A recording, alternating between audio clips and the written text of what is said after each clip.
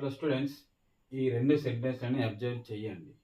Chicken is eaten, chicken is eating. ఈ రెండు సెంటెన్స్లు ఒకటేనా? మరి డిఫరెన్స్ ఉంటే ఏం డిఫరెన్స్ ఉంది? రైట్, అది మాత్రం మనం పిల్లలకు అడిగినా కూడా ఏ పిల్లలు కూడా జనరల్గా అయితే చెప్పలేరు. కానీ ఇక్కడ నేను ఒకవేళ కనుక బై రాశాను అనుకోండి, చికెన్ ఈస్ ఈటెన్ బై మీ, ఇప్పుడు అర్థమవుతుంది, అంతకుముందు అర్థం కాదు. సో ఇది ప్యాసివ్ వాయిస్ అని, ఇది యాక్టివ్ వాయిస్ అని చెప్పేస్తారు. అంటే చికెన్ ఈస్ ఈటింగ్, మనం స్ట్రక్చర్ గుర్తుంచుకోవాలి ఇక్కడ. ఇది స్ట్రక్చర్ వచ్చేసి కింది సెకండ్ సెంటెన్స్, ఇది బీ ఫామ్ ప్లస్ ఇది V4 ఇంగ్ ఫామ్. అంటే ఇక్కడ ఇది యాక్టివ్ సెంటెన్స్. యాక్టివ్ సెంటెన్స్లలో ఈ యాక్షన్ ఏదైతే ఇండికేట్ అవుతుందో దాన్ని సబ్జెక్ట్ చేస్తుంది.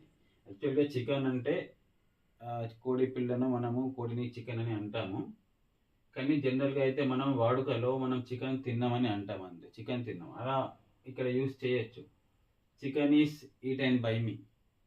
ఇప్పుడు ఇది లేదనుకోండి, అర్థం కాదు మనకి. అంటే ఇక్కడ డిఫరెన్స్ ఏముంది? ఇక్కడ బీ ఫామ్ ఉంది ప్లస్ V3 ఉంది మనకి. So be form plus V3 అని ఎక్కడ కనిపించినా మీకు ఈ యాక్షన్ ఏదైతే ఇండికేట్ అవుతుందో అది ఇది సబ్జెక్ట్ చెయ్యదు, సబ్జెక్ట్ ఎక్స్పీరియన్స్ చేస్తుంది.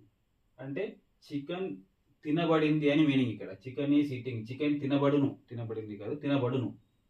చికెన్ ఈస్ ఈటెన్ బై మీ అంటే నేను చికెన్ తింటా అన్నట్టు, తిన్నా అని కాదు, తింటున్నా అని కాదు. Chicken is eaten by me. Right, similarly chicken is eating అంటే కోడి పిల్ల కోడి ఏమో తింటుంది అని అర్థం. ప్రస్తుతానికి యాక్షన్ జరుగుతున్నప్పుడు చికెన్ కోడి పిల్లను కోడి తింటుంది అని అర్థం. అది ఏమన్నా కావచ్చు. చికెన్ ఈస్ ఈటింగ్ అండ్ మీరు ఇన్సెక్ట్ అనుకోవచ్చు, గ్రెయిన్స్ అనొచ్చు, ఏమన్నా అనొచ్చు. రైట్, సో అలా అన్నమాట చికెన్ ఈస్. సో ఇలాగా ఇది తెలియాలి అంటే యాక్టివ్ వాయిస్, ప్యాసివ్ వాయిస్ తెలియాలి, ప్యాసివ్ స్ట్రక్చర్స్ కూడా మనం తెలుసుకోవాలి. రైట్, అంటే మనం ప్యాసివ్లో కూడా సెంటెన్స్ అని మనకు కంటెక్స్ట్ ప్రకారం సందర్భానుసారంగా అది ప్యాసివ్ అని తెలియకుండానే మనం మాటల్లో ప్యాసివ్ వాయిస్ సెంటెన్స్ అని యూజ్ చేయగలిగితే మీరు యాక్టివ్ వాయిస్, ప్యాసివ్ వాయిస్ నేర్చుకున్నట్టు. యాక్టివ్ సెంటెన్స్ ఇస్తే ప్యాసివ్లో కన్వర్ట్ చేసుడు, అది యాక్టివ్ వాయిస్, ప్యాసివ్ వాయిస్ నేర్చుకునే పద్ధతి కాదు. రైట్, సో ప్యాసివ్ వాయిస్లో మనకు మొత్తానికి 8 సెంటెన్స్లు ఉంటాయి.